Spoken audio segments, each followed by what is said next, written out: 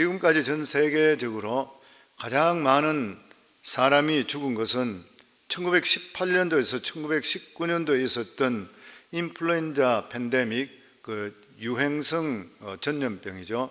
그때 전 세계적으로 사람들이 제일 많이 죽었답니다. 정확한 통계가 나올 수가 없다고 하는데 그래도 한 2천만에서 4천만 정도, 지금 역사상 가장 많이 죽었답니다, 한순간에. 그리고 두 번째가 1348년에서 50년에 있었던 흑사병, 유럽을 통해서 번졌던 흑사병이 2000에서 2500만 정도가 죽었다고 합니다. 그리고 2차 대전 때 전쟁으로 인해서 1590만 명, 그리고 1차 대전 때 920만 명, 그리고 지난번 팬데믹이 얼마 정도 죽으냐 봤더니만 전 세계적으로 700만 이상이 사람이 죽었고 미국에서만 120만 명이 죽었습니다. 그리고 전 세계나 미국에서 가장 많이 죽음에 이르는 것이 뭐냐 하면은 첫 번째가 심장질환이고 두 번째가 암이고 세 번째가 사고사라, 이렇게 통계가 나와 있습니다. 한국 사람들의 이 주된 사망 원인은 교통사고와 암이라고 합니다. 사고로 죽는 사람은 자신들의 죽음이 언제 어떻게 됐는지 전혀 생각하지 못하는 시간에 당하기 때문에 준비할 시간이 없이 갑자기 죽는 것이에요. 거기에 비해서 병으로 죽는 사람은 적어도 자신의 죽음에 대해서 생각할 수 있는 시간이 있고 준비할 그런 시간이 있는 것입니다. 목회하면서 그런 경우를 많이 당하는데, 죽어가는 침상에서 가족들이 이분이 구원받고 죽게 해달라고 간절히 요청하는 경우들이 참으로 많이 있습니다.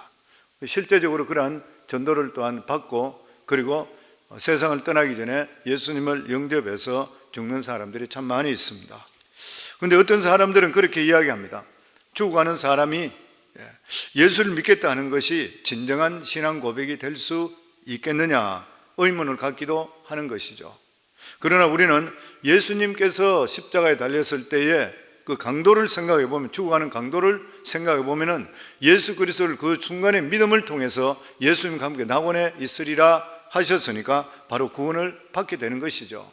그렇기 때문에 우리들은 주위에 있는 형제 자매들, 친척들, 부모님들, 그리고 아는 모든 분들 한순간까지도 절대적으로 이러한 영생에 대한 하나님 주시는 축복을 포기를 하지 말아야 되는 것입니다.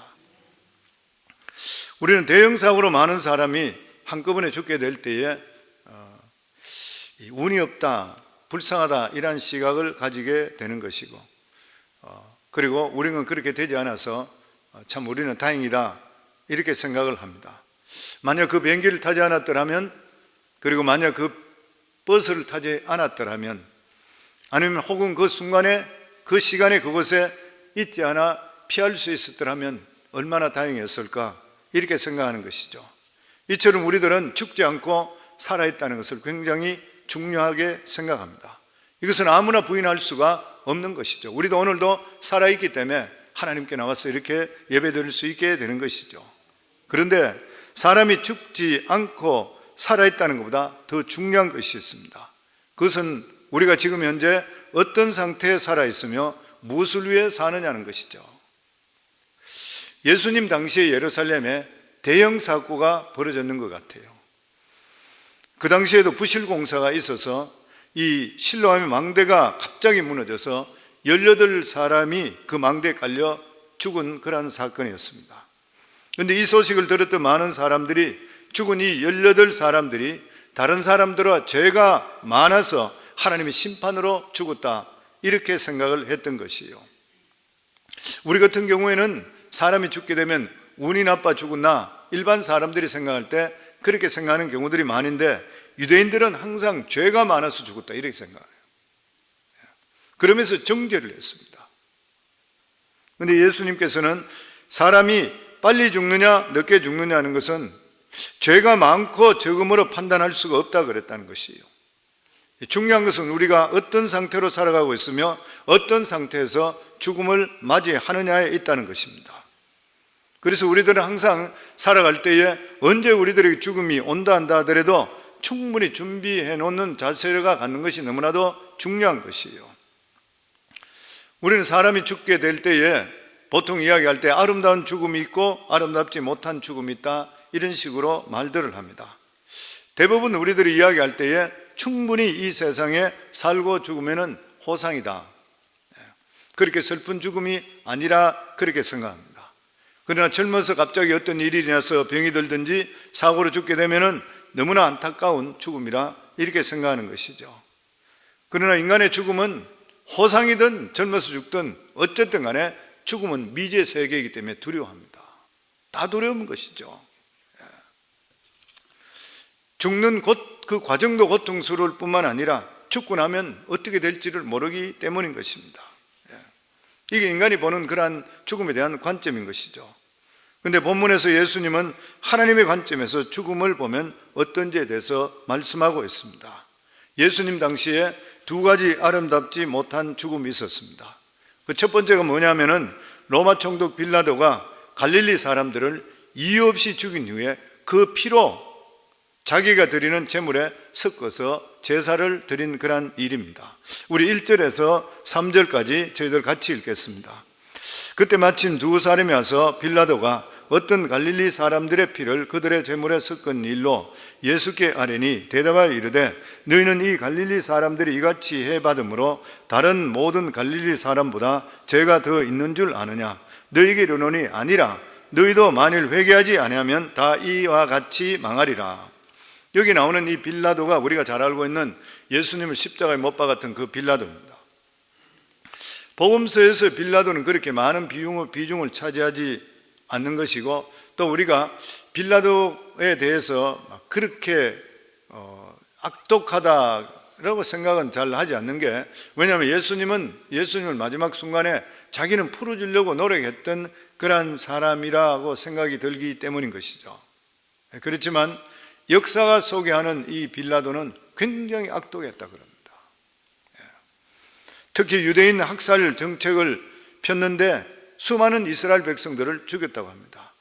역사가 요세푸스가 기록하기를 어떤 유월절에는 3,000명을 죽이고 또 어떤 유월절에는 2만 명까지를 죽였다고 합니다. 오늘 이 본문은 이 빌라도의 악행중의 하나를 소개하고 있습니다. 그는 갈릴리 사람을 죽여서 그 피를 제물의 피에 섞어서 제사를 드렸다는 것이에요. 역사적으로 언제 일어났는지는 정확히 알 수는 없습니다만은 여기에 나왔던 이 사람들의 말하는 의도가 분명한 것이죠. 빌라도에게 죽은 사람은 다른 사람보다 죄가 많아서 하나님부터 심판을 받았다. 그들의 의도는 자신들은 처참하게 죽은 이 갈릴리 사람처럼 자기들은 죄인이 아니라는 것이에요. 당시 갈릴리 지방은 이방인들의 잦은 있던 지배와 그리고 혼합 종교로 제사들을 많이 드렸습니다. 동시에 그곳에는 유대 혁명의 본산지였다 그럽니다. 그래서 로마에서 항상 그것에 견제하고 있었다는 거예요. 하워드 마셜에 의하면은 항상 제사 드리는 그러한 시기가 될 때에 그 기회를 해서 자기들이 로마를 저항하는 그러한 운동, 반란을 일으켰다는 것이죠. 그렇기 때문에 밀란이 일어나는 것을 두려워했던 빌라도에게 갈릴리 사람들은 눈에 가시와 같았다 그럽니다. 조금이라도 문제가 되면, 그리고 행동에 이상이 있으면 가차없이 그냥 처형해 버렸던 것이에요. 그래서 베드로는 누가복음 22장 59절에 보면은 예수님을 3번 부인하고 있을 때 그때에 이 베드로를 지명하면서 저도 갈릴리 사람이라 이렇게 했을 때 무슨 말 하느냐? 나는 아니라 이렇게 저주하며 부인했다고 하는 이야기 뭐냐면 갈릴리 사람이라고 찍혔다 그러면 자기 생명이 위태롭기 때문에 쓰다 것이죠.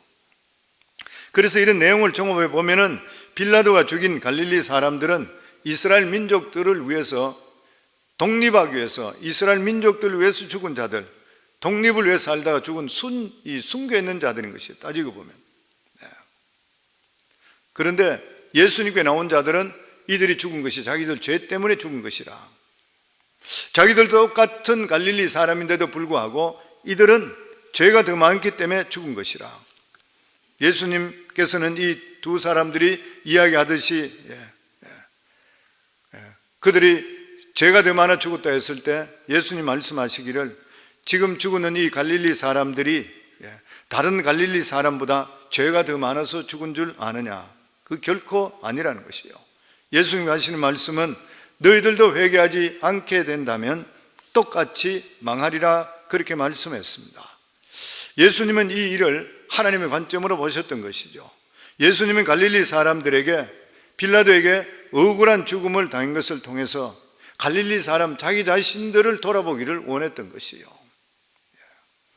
예수님 모든 것을 하나님과의 관계에서 보셨습니다.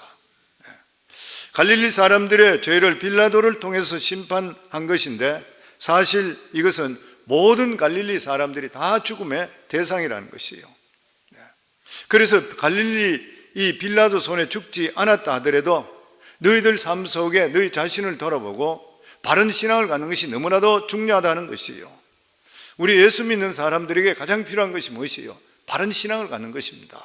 우리 삶 속에 우리가 정말 바른 신앙을 가지게 되면은 하나님께서 우리 삶에 불상사가 생기지 않도록 예를 들어 비행기가 떨어지는 일이 있더라도 한 사람이 옳은 사람 때문에 전체가 건지는 그런 역사도 얼마든지 하나님께서 우리 삶 속에 일으켜 세워 주시는 것이요. 그런데 만약 그리 아니한다 하더라도 우리 육체는 불행을 당해서 죽는다 한다 하더라도 하나님께서는 예수 그리스도로 말미암아 우리가 구원받았기 때문에 영혼은 우리가 온전히 구원받게 되어 있는 것입니다. 그래서 우리가 영혼에 대해서 그렇게 안타까워하는 것이에요. 지난 금요일 날은 우리 중국부 성도님 가정에 아버지가 이제 이제 구원을 위해서 저희 보고 꼭 좀 신방을 해달라고 부탁을 오랫동안 했는데 마침 그분이 이제 아버지가 여기 와 계시기 때문에 그래서 이제 저희가 신방을 갔는데 이분이 남자분이 누구냐면 대학교 교수이고 그리고 또한 이 중국의 이 공산당원인 것이에요. 그렇기 때문에 아예 이야기가 안 통하는 그런 사람입니다. 식사를 아주 중국식으로 아주 대접한다고 목회자니까 참 정성스럽게 잘 했어요. 그분하고 만나서 같이 인사하고 그리고 식사를 하는데 식사일에 하면서 인사 서로 하면서 바로 제가 물어보기 시작했습니다. 그분에게 물어보기 시작하는 자기가 성경을 2번이나 읽었대. 2번이나 읽었는데 이거는 믿을 게 못 된다는 걸 알았다. 그러니까 딸하고 아내는 교회에 나오는데 이 남편은 자기는 공산당원이기 때문에 더더욱 절대 안 믿는다는 것이죠.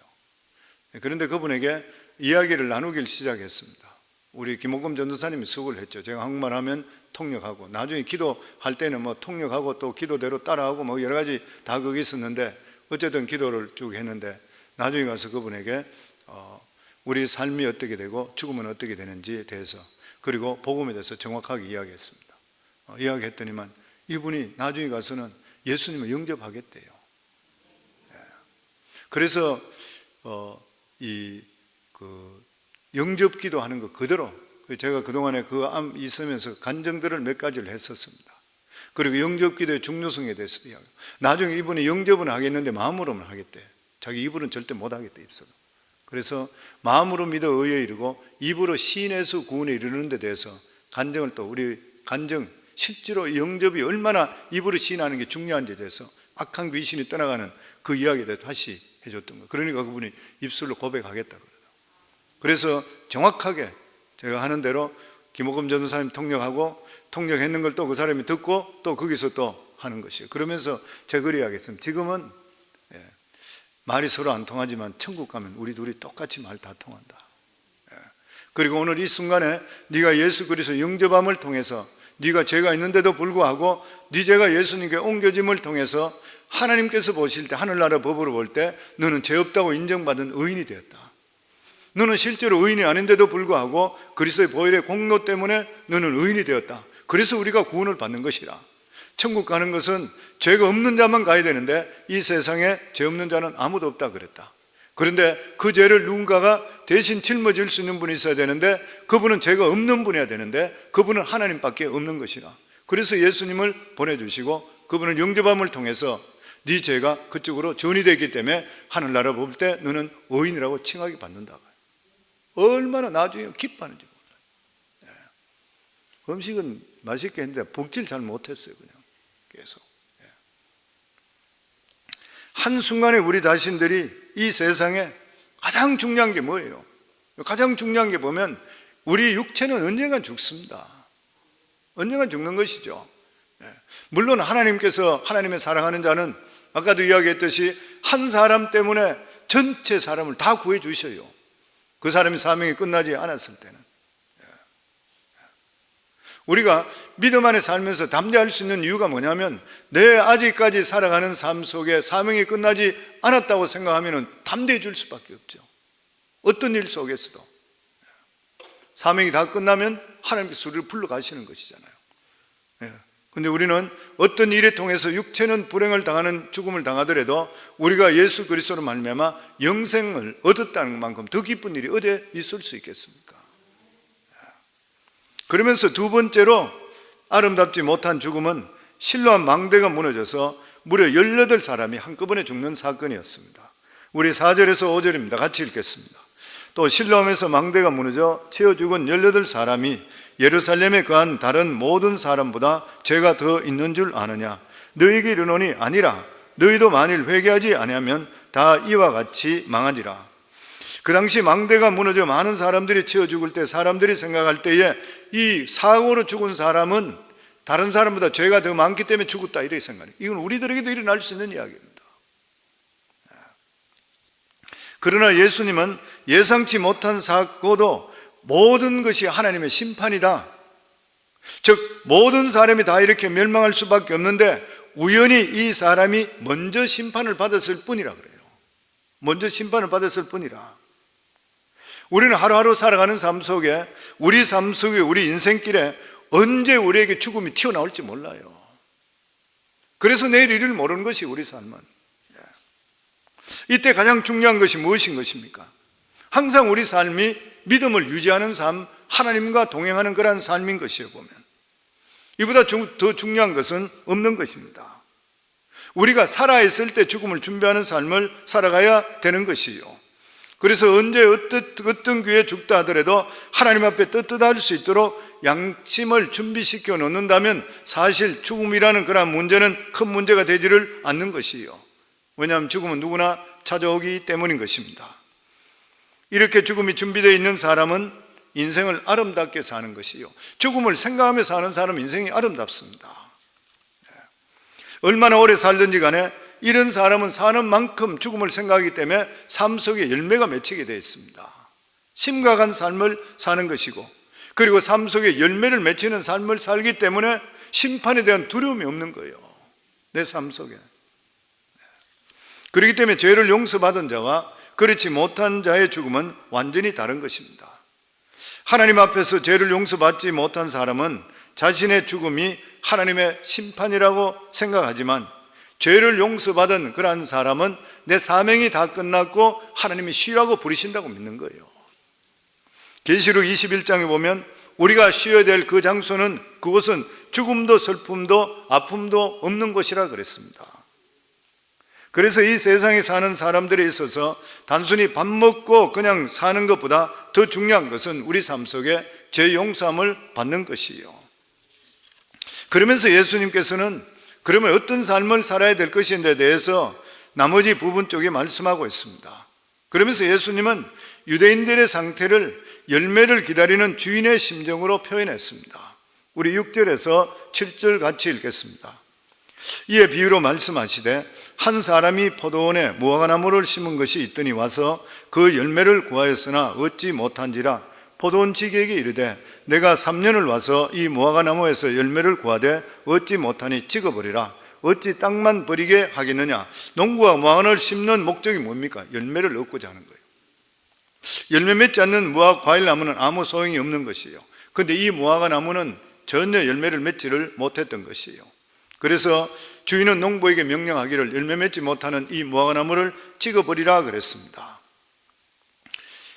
지금 유대인들의 문제가 뭐인 것이요? 하나님께서 자기들에게 기대하는 것이 무엇인지 모르고 그냥 열심히 돈만 벌고 살았던 것이요. 재산 모으기에 급급했던 것이요. 즐기기에 급급했던 그러한 삶인 것이요. 이건 전혀 하나님께서 원하는 열매가 아니었던 것입니다. 우리들도 마찬가지인 것이잖아요. 하나님께서 우리에게 건강을 주시고 재물을 주시고 주의를 주시는 것, 이러한 것들은 우리 같은 자도 구원해 주신 하나님께서 우리 통해 하시고자 하신 하나님께서 우리 삶을 통해 나타내기를 원하는 기대감이 있는 것이에요. 우리 삶에 다 기대를 하시는 것입니다. 우리가 구원은 하나님의 은혜로 받게 되지만 실제로 우리 삶의 삶 속에 어떤 삶을 사는 것은 우리 스스로 우리가 결정해야 돼요. 하나님이 기대를 하시는 것이죠. 하나님께서 망하라고 선택한 사람 아무도 없습니다. 자기 스스로 그래 되는 것이지. 우리 성경에 보면 사울왕 같은 사람, 하나님께서 어떤 사람이에요? 그 사람 기가 막힌 사람을 생각하고 하나님 보실 때 기대감을 가지고 세우는 것이잖아요. 근데 나중에 하나님의 세움 받고 나서 교만해지고 하나님을 멀리해버리고 결국 자기가 망해버리는 것이에요. 하나님은 지금 하나님의 아들을 보내셔서 가장 귀한 천국 복음을 듣게 했습니다. 그러나 유대인들은 예수님을 영접하지 않고 자신의 죄를 회개하는 사람도 없었고, 그리고 자기 욕심에 가득 차서 이런저런 불평하기에 바빴습니다. 하나님의 열매 맺지 않는 자를 찍어버리라 하시는 것이에요. 그때 농부가 귀한 시간을 얻어내는 것입니다. 마지막입니다. 8절에서 9절 말씀 같이 읽겠습니다. 대답하여 이르되 주인이여 금년에도 그대로 두소서. 내가 두루 파고 그름을 줄이니 이후에 만일 열매가 열면 좋거니와 그렇지 않으면 찍어버리소서 하였다 하시니라. 네. 무슨 말인 것입니까? 이 지금 무화과 나무는 시한부 인생이 되는 것이요. 1년입니다. 1년.